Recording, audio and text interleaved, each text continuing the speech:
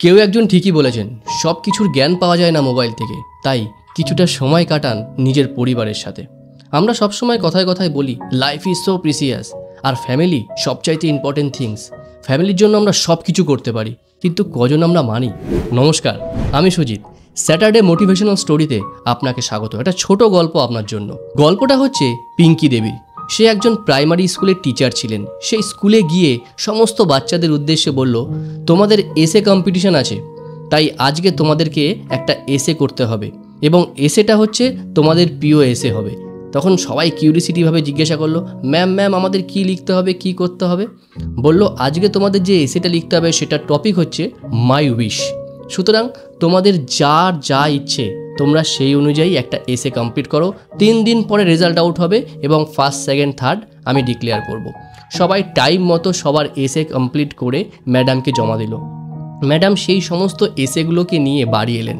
বাড়ি এসে তার সময় করে সে যখন এসের খাতাগুলো চেক করছিল, চেক করতে করতে তার একটা খাতায় গিয়ে চোখ আটকে গেল। সে এসেটা দেখতে দেখতে তার চোখের থেকে জল পড়তে শুরু করলো। পাশে বসা হাজবেন্ড মোবাইলে কোনো একটা কাজ করছিলেন, হয়তো সোশ্যাল মিডিয়ায় স্ক্রলিং করছিলেন বা মোবাইলে গেম খেলছিলেন।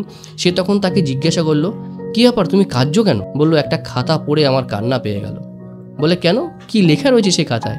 বললো, অ্যাকচুয়ালি কদিন আগে আমার এসে কম্পিটিশান ছিল স্কুলে।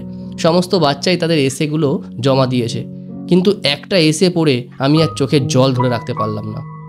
বললো, ইন্টারেস্টিং, আমিও শুনতে চাই কি এমন সেই বাচ্চাটা লিখেছে যে যেটা পড়ে তুমি কেঁদে ফেললে? বলে, শুনবে তাহলে? শোনো। বাচ্চাটি লিখেছে, আমার উইশ হচ্ছে আমার বাড়িতে সবাই আছে, আমার দাদান আছে, ঠাম্মি আছে, বাবা আছে, মা আছে, কাম্মা আছে, কাকাই আছে, কিন্তু সবার হাতে একটা মোবাইল আছে। আমি চাই সেই মোবাইলগুলো যেন হারিয়ে যায়, অথবা সেই মোবাইলগুলো যেন ভ্যানিশ হয়ে যায়। বলে, আচ্ছা, তারপরে সে লিখেছে সেই মোবাইলের জায়গায় যেন আমি হতে পারি। বলে, ইন্টারেস্টিং। তারপর বলল, কারণ হচ্ছে আমি যখনই স্কুল থেকে বাড়ি ফিরি দেখি মা মোবাইলে ব্যস্ত, মা সবার সাথে গল্প করছে। বাবা কাজ থেকে ফিরে সে মোবাইলে বসে থাকে, কাজ করে, তার মোবাইলেই ধ্যান জ্ঞান থাকে, আমার উপরে কোনো নজর থাকে না। আমি যখন দাদানের সাথে খেলতে যাই সে মোবাইলে গান শোনে। আমি যখন ঠাম্মির সাথে গল্প করতে চাই ঠাম্মি মোবাইলে সিরিয়াল দেখে। কাকাইয়ের সাথে যখন রবিবার দিন খেলতে যাই কাকাই মোবাইলে গেম খেলে। আর কাম্মাকে যখন বলতে যাই কাম্মা আমার সাথে একটু খেলবে, কাম্মাও মোবাইলে ব্যস্ত থাকে।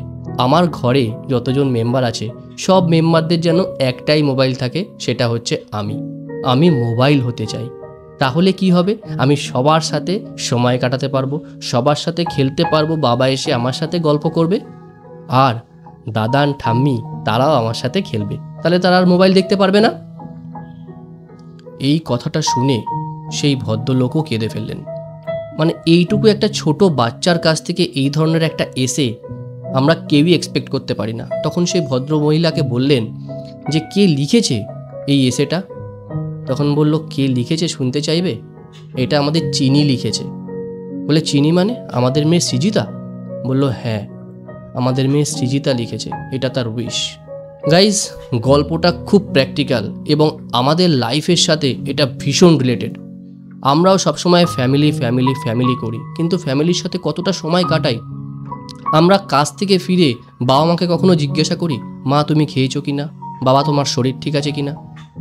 মোবাইলটা আসার কারণই হচ্ছে যারা দূরে থাকেন আমাদের থেকে তাদের সাথে কানেকশান বিল্ড আপ করা।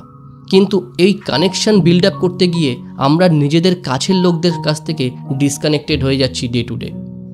এটার সলিউশন কি? এটার সলিউশন একটাই, মোবাইল আমাদের এখন নিত্য সঙ্গী, কিছু করার নেই, ওটাকে আমরা অ্যাভয়েড করতে পারবো না, ইগনোর করতে পারবো না, কিন্তু তাই বলে ফ্যামিলিটাকে আমাদের ইগনোর করাটা কি উচিত? এ বিষয়ে আপনার কি মনে হয় অবশ্যই কমেন্টস করে জানাবেন। আজকে থেকে চেষ্টা করুন ফ্যামিলির সাথে কোয়ালিটি টাইম স্পেন্ড করার। আমরা মোবাইলে দিনের পর দিন অ্যাডিক্টেড হয়ে যাচ্ছি, যার জন্য আমাদের depression, heart attack, brain stroke এই সমস্ত ডিজিজগুলো দিনের পর দিন বাড়ছে। এই ডিজিজগুলো কমানোর একটাই রাস্তা, একটাই রেমেডি, সেটা হচ্ছে ফ্যামিলির সাথে ইন্টারঅ্যাক্ট করা, ফ্যামিলির সাথে অ্যাটাচমেন্ট বাড়ানো। কেমন লাগলো আজকের গল্পটা অবশ্যই কমেন্টস করে জানাবেন এবং আপনার কাছের মানুষকে ভিডিওটা শেয়ার করতে ভুলবেন না। প্রত্যেক শনিবার এই রকম ধরনের মোটিভেশনাল স্টোরি দেখার জন্য ইনসাইড সুজিতকে সাবস্ক্রাইব করে রাখতে পারেন। সবাই ভালো থাকুন, সুস্থ থাকুন, আর সবশেষে যেটা বলে থাকি যে মা বাবার আশীর্বাদ, ঈশ্বরের আশীর্বাদ আর আপনজনের আশীর্বাদ নিয়ে এমন কিছু কাজ করুন যেটা থেকে সবাই আপনার মতো করতে চাইবে, কারণ জীবন তো একটাই। যদি জীবন থেকে খুব ডিপ্রেশন হয়ে থাকে, যদি জীবন থেকে জীবনের সমস্ত আশার আলো হারিয়ে গিয়ে থাকে, তাহলে স্ক্রিনে দেওয়া এই ভিডিওটা দেখতে পারেন। এই ভিডিওটাই আপনার জীবনে রিস্টার্ট করতে সহযোগিতা করবে। সবাই ভালো থাকুন, দেখা হচ্ছে নেক্সট ভিডিওতে। নমস্কার।